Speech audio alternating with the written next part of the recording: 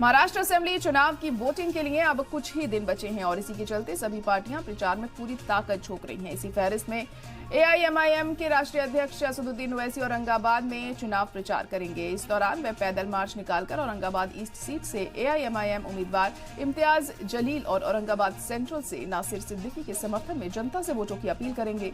आपको बता दें कि 2019 के लोकसभा चुनाव में यहां से पहली बार असदुद्दीन ओवैसी की पार्टी एआईएमआईएम के उम्मीदवार ने जीत दर्ज की थी। अब देखना होगा कि विधानसभा में क्या चुनावी समीकरण काम करेंगे। तो असदुद्दीन ओवैसी भी आज तशरीफ करते दिखाई देंगे, अपनी पार्टी के उम्मीदवार के लिए वोटों की अपील करेंगे लोगों से।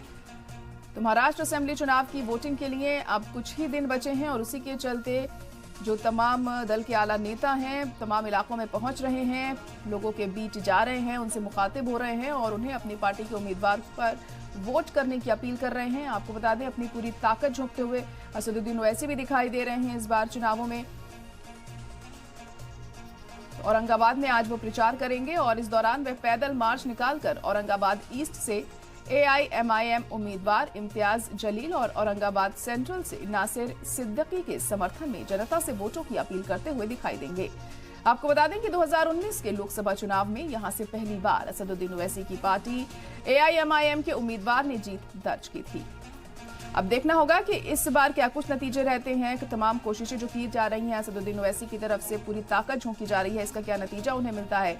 20 तारीख को यहां पर वोटिंग होनी है, 20 नवंबर को, और 23 नवंबर को नतीजे सामने आएंगे और ये साफ हो जाएगा कि किसकी मेहनत इस बार रंग लाई है। तो अब ज्यादा वक्त नहीं रह गया है चुनावों में और उसी के चलते तशहीर का दौर जारी है। जगह जगह पहुंचकर लोग जो तमाम आला नेता है वो कैंपेनिंग कर रहे हैं, लोगों से जुड़ने की कोशिश कर रहे हैं।